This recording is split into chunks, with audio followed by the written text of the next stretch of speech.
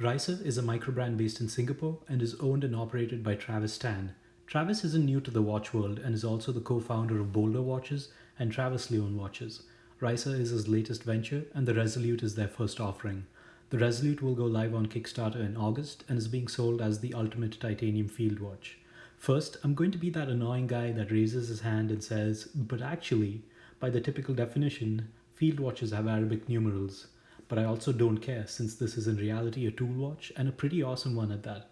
Different people have different definitions of what it takes to be a tool watch because, well, different tools exist for different tasks.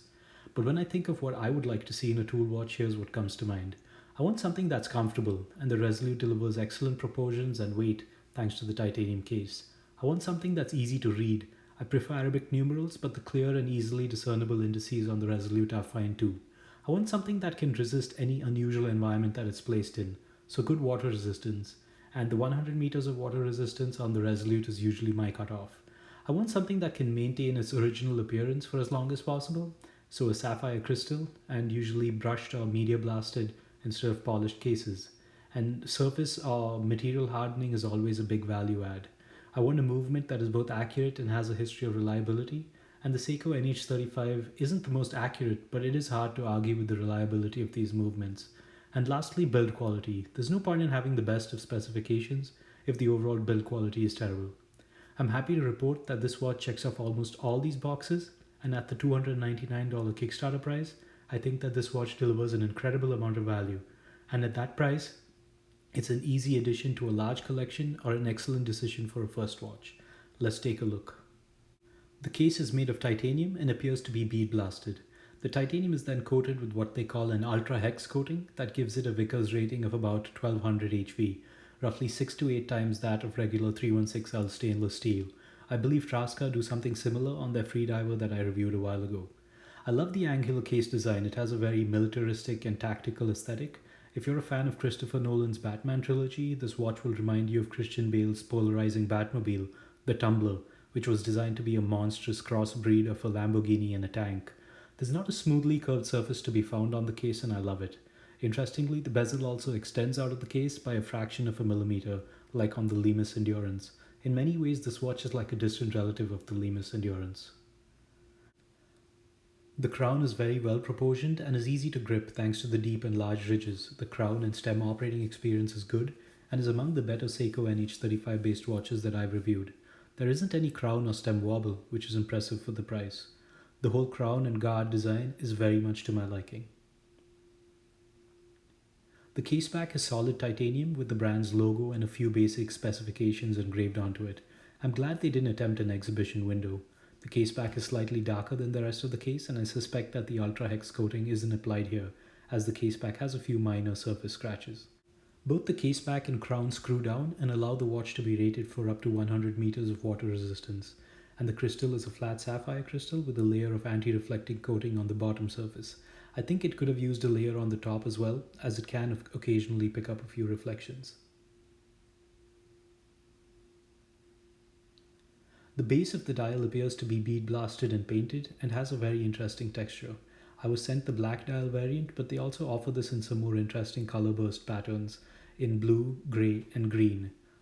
The outer seconds or minute track is executed very well for a tool watch and is a combination of loomed Arabic numerals, sticks and loomed circular accents.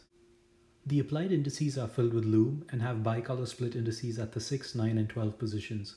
These indices are filled with both BGW9 and C3 Superluminova. The application of the indices is well done and they appear to be finished very well. The date window execution is terrific. The frame date window continues the design aesthetic of the indices and the frame is made of the same material and finished similarly. This watch gets extra points for the color match date wheels even on their more exotic dial colors. The hour and minute hands are simple batons and filled with C3 Superluminova. The seconds hand has a circular loomed element that is filled with BGW9 Superluminova. I like that they use two colors here and it really helps with the nighttime readability. An interesting point to note is the finishing used for all the dial elements. Most brands will attempt polished elements, but given the price point and manufacturing skills allocated, will often disappoint with poor finishing in terms of dirt, scratches and uneven surfaces. This watch has all bead blasted elements, which makes it very difficult to find imperfections, and for a $300 watch, this is a very smart decision. From what I can see, the hands and indices appear to be very well finished. The loomed elements are very nicely executed. I really like that the 15 interval Arabic numerals on the outer track are also loomed. Great effort and solid execution.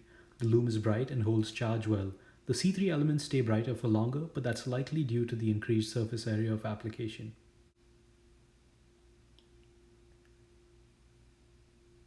The movement is a Seiko NH35A. For the price of $300, this movement is a great choice given its reliability. I logged the accuracy of this watch over a 2.5-day period and observed an average accuracy of minus 14 seconds per day, which is within the accuracy spec for this movement. The case is 40.5 millimeters in diameter, which is a bit tricky to measure since it's less of a circle and more of a rectangle. The lug-to-lug width is 46 millimeters and it is roughly 11.5 millimeters tall. These dimensions are very comfortable on my 6.25 inch wrist thanks to the compact lugs. This is most likely going to look a bit awkward on very large wrists, but should look and fit great on 7-inch wrists and under. The watch ships with a leather-backed canvas strap that has matching titanium hardware. I think the strap is great for the price that you're paying, but I put it on my Nodus Tech Tough waterproof strap as soon as it arrived. To wrap things up, I think this is an easy watch to justify buying at $300. There's tons of value being offered in the way of a unique case design, titanium with surface hardening, legible and carefully designed loomed elements, good finishing, and an all-round comfortable watch for modest wrist sizes. This will make an excellent everyday beater watch, and for that price, your alternatives are the Seiko SKX, the Seiko 5 Sports series, a few Hamiltons, and a bunch of good quartz watches, but I would spend my money here if given a choice. With the scheduled launch of the Reise Resolute and the Mitch Mason Chronicle, I think the next couple of months are going to be tight on everyone's wallets, because they're both extremely fun watches and worth adding to your collection. Let me know what you think of these watches in the comment section. As always, thanks for watching and don't forget to read the full review in the link below.